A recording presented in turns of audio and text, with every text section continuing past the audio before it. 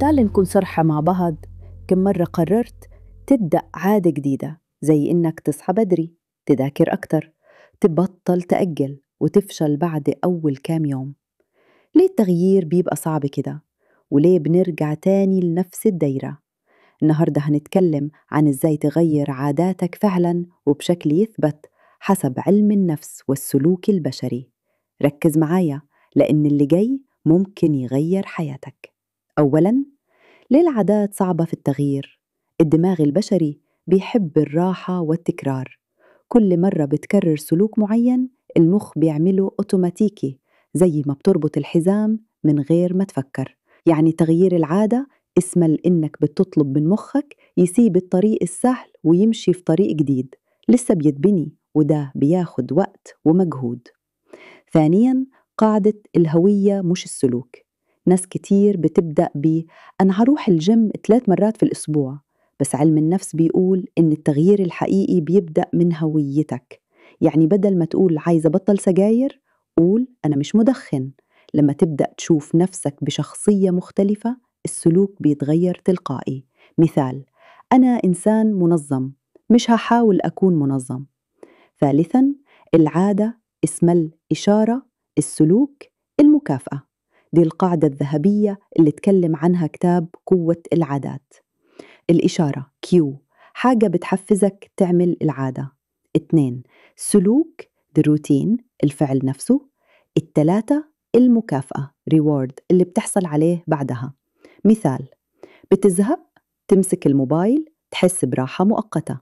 عايز تغير العادة؟ غير الإشارة أو المكافأة أو الاثنين. رابعاً، ابدأ صغير جداً. قانون 2 دقيقة. مش لازم تبدأ بعادة ضخمة، ابدأ بحاجة بسيطة جداً لدرجة إنك ما تقدرش تكسل عنها. مثال: بدل ما تقول هقرأ ساعة كل يوم، قول هقرأ صفحة واحدة. علم النفس بيسمي ده إزالة مقاومة المخ. خامساً، التراكم أهم من الكمال. في دراسة اتعملت على مصورين، نصهم اتطلب منهم يصوروا صور ممتازة، والنص التاني يصور أكبر عدد ممكن. النتيجة، اللي صوروا أكتر كانوا أحسن. العبرة مش بالكمال، العبرة بالاستمرارية. غير عادتك شوية بشوية، ومفيش مانع تغلط في الطريق. سادساً، اربط العادة بعادة موجودة اسمها habit stacking، ودي من أقوى الحيل السلوكية. مثال: بعد ما أغسل وشي الصبح هكتب 3 حاجات أنا ممتن ليها. ده بيربط العادة الجديدة بحاجة موجودة بالفعل، فالمخ بيقبلها أسرع. سابعاً، خليك محاط بعوامل بتساعدك. لو حواليك ناس دايماً بتشتكي أو بتهمل، صعب جداً تلتزم بعادة صحية. المحيط بيأثر أكتر مما تتخيل.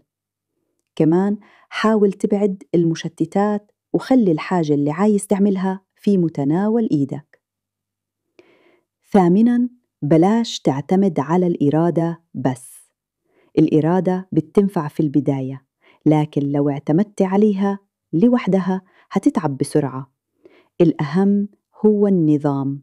اعمل جدول بسيط، تتبع تقدمك وكافئ نفسك على كل خطوة صغيرة. في النهاية، العادات مش بتتغير بين يوم وليلة، لكن مع كل يوم بتلتزم فيه انت بتعيد برمجة دماغك وحياتك. ابدأ صغير، خليك ثابت، وفكر دايما أنا مش بغير عادة، أنا بغير نفسي.